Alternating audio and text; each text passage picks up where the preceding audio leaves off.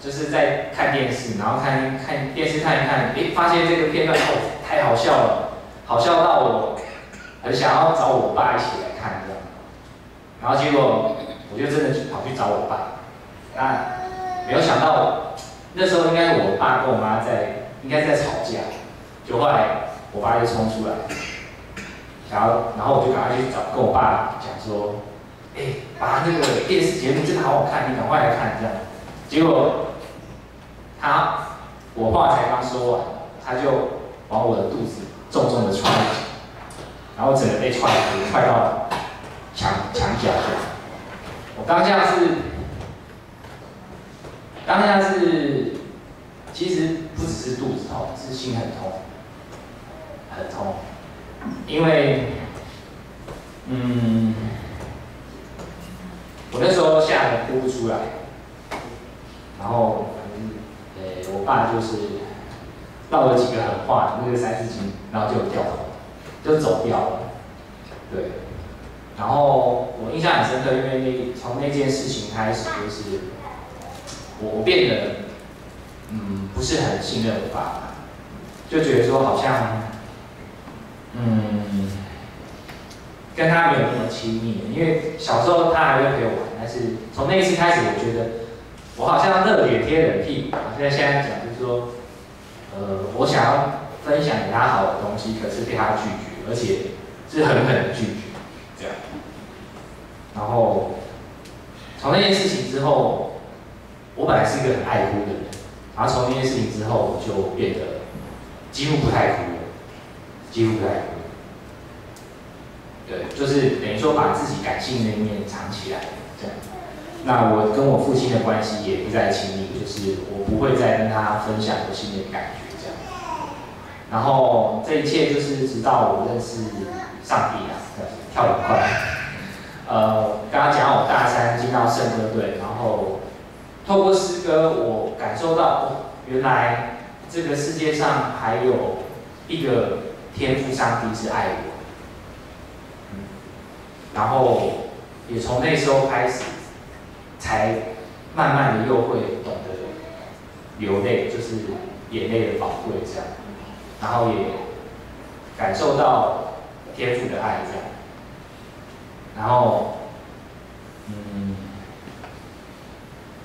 这个爱慢慢的改变我，然后让我愿意把自己献给他，也为别人的生命跟需要负责。那一路上的这个恩典实在太多了，就光从99年那年，民国99年那年我生日本，这在座很多人知道是日本脑炎，我得过日本脑炎，曾经那个致死率3成的日本脑炎，差一点就是要把我带走这样。那时候我还没受洗，然后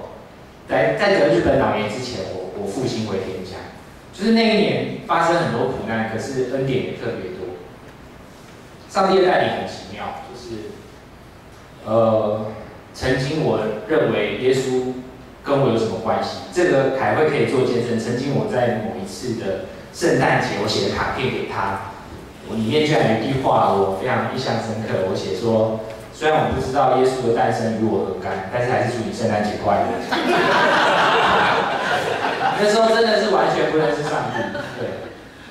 然后一直到现在，这个见证真的很多，那我只讲3个，就是说，从我99年受洗之后，慢慢教会很多服事就来，我记得我隔年就当那个社青的会长，啊，连续当2年这样。那在社青当会长的服事过程当中，其实有一次我印象非常深刻，我们有一次去那个石碇千岛湖，然后我跟凯会先去场勘，我们2个人，然后我去场勘之后，想不到走到一半，想到中午肚子饿了，就去吃饭，就同桌吃一吃，对面有2个中年妇女，然后我们就一起吃，中年夫妇啦，然后我们就吃，就开始聊天，结果发现那对夫妇居然其中一个那个男生是我警大的学长，大概大我20几年，20几期这样，然后就聊到重点还是基督徒，对，然后就聊到相谈甚欢，结果后来出来的时候，想不到滂沱大雨，我们吃饭的地方离我那个停车的地方又很远，就那个学长就很好心，就说，哎，我带你去那个你的车子那边，哇，就超好。我们那次也忘记带伞，那这件事情我印象非常深刻，就是上帝为我们预备那个这么好的一个这个就是不用当落汤鸡啊，对，我就是跟大家分享。然后再来就是去年的事情啊，就是去年凯会早上讲，就是好像担心音讯全无啦，那是因为就是我之前在外勤台上工作，真的是音讯全无，而且我2年内去了，大家知道太平岛嘛，就是距离大概台湾1600公里的一个我最南国境之南。我2年去了6次，然后1次14天，真的是音讯全无，因为电话也不通，网络也不通，对，所以真是辛苦他了。然后去年也是一个很不可思议的机会，让我有机会调回岸上。那我联想到就是耶稣他在救一个在池子旁边的一个38年的摊子，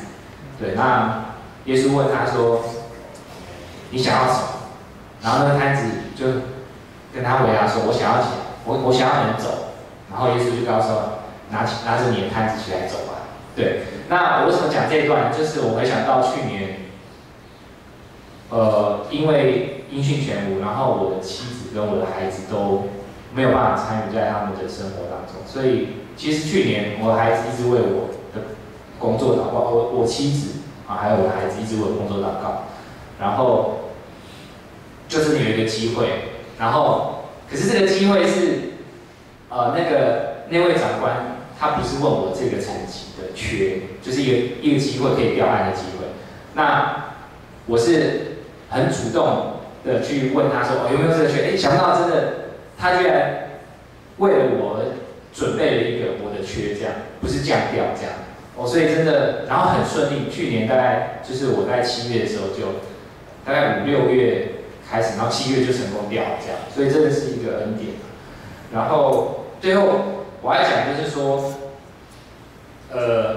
回到初衷啊，我待会会提到，就是说我现在常常在。我现在的工作单位负责教育训练当老师，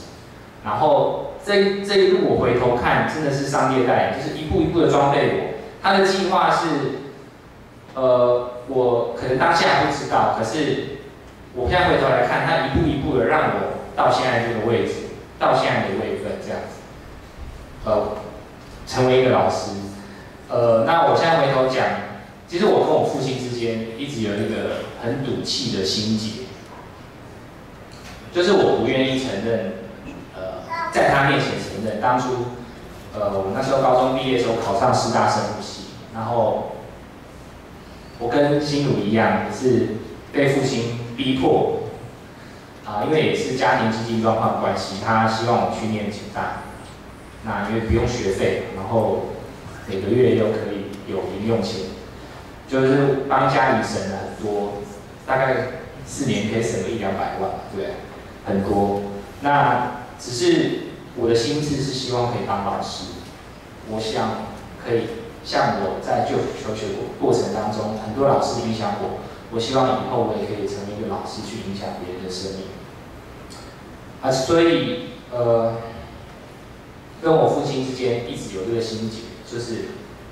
他赌气要我去，他要我去念警大，可是当然虽然最后。我还是去念警大，那又是另外一段，有机会再说。但是就是他很爱面子的人，所以他很喜欢在别人面前说当初就是我让我儿子去念警大，所以他现在就这么好这样。每次我听到他这样讲，我就会觉得很不以为然，不开心。因为事实上我背后原因是为了这个家，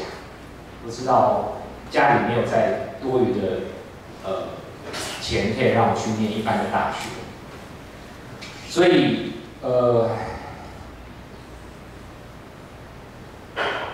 但是我知道他虽然我每次在他众人面前他在讲的时候，我不承认，可是我知道他很在乎这件事情。从哪里知道呢？因为我印象很深刻，那时候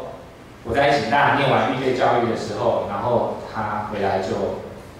请我分享，然后我边分享的时候，他居然在我面前边哭这样，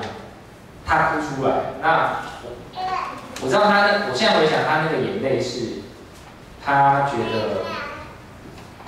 儿子长大，然后可能有一部分是对我的亏欠，没有办法让我循着我的理想。对，那最后就是后来我父亲在99年的时候他病危，那我也许是因为圣灵的催逼啦，我那时候就赶快请教会跟牧师。教会牧师长老来帮他洗洗，那感谢主，那他在还有意识的时候，他点头。那最重要的是，在当下圣灵也提醒我要跟他和好。我对他说：“父亲，谢谢你，你让我去念警大，是正确的决定。”然后我爸爸他听完之后突然变，那个脸突然变了，然后。他要哭了，他好像等我这个答案很久很久。然后2个礼拜之后，我的父亲过世了，在床上过世了。然后我过世的当下，我趴在我父亲的身体上嚎啕大哭。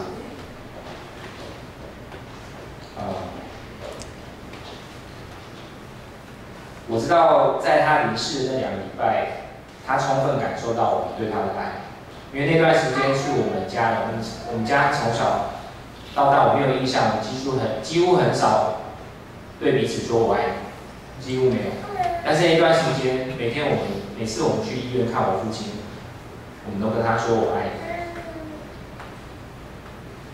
我知道上帝也爱他，没有让他痛苦太久，他2个礼拜就走了。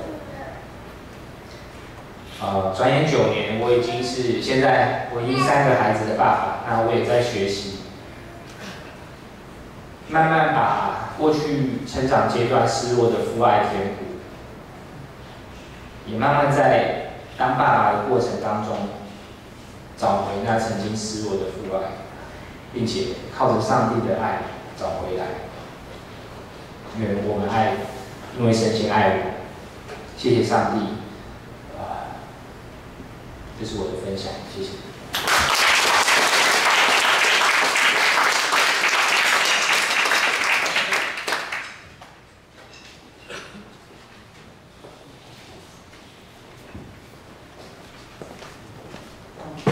看大家鼻头都红红，然后下一首歌，这个呢，就是这首歌是我人生第1首自己的创作曲，那时候差不多国高中生而已吧。然后你大家看歌词就会知道很青春。然后那时候其实有时候我会觉得说，那个时候写的时候，其实以前我的个性也是就是比较，大家看我是很乐观啊，但是以前我想法还是很负面，就是想说，有时候会觉得自己很丑啊，没有人爱我啊什么之类的。然后可是我觉得，虽然我这个跟我的信仰有点不太一样，因为我从小就是基督徒，然后。就是以前也会就来教会啊，不想来，我妈就会又来，我就烦，然后就是来了也不知道干嘛，然后就回家，所以差不多是这样的 tempo。但我觉得这个信仰很好，是它就会慢慢的渗透在你的生命中。然后我也不知道为什么有一次我就是会觉得说，其实不知道那时候来教会好像听，不知道是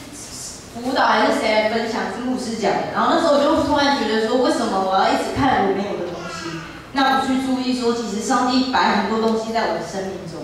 对，所以我就写了一首歌。然后，对这首歌的话呢，就是前面就是第一段是叙述我的个人那时候的心情，就是还蛮幼稚的，就你会觉得自己好丑，生活好糟哦，就是读书烦。然后第2段你就会觉得说，其实自己想一想，其实拥有了很多。然后因为我会觉得这信仰是真的很好，因为就是我觉得眼光也会不太一样，对，然后你就会觉得说，因为上帝在你的生命中有这信仰在你生命中，你真的变得很不一样，对。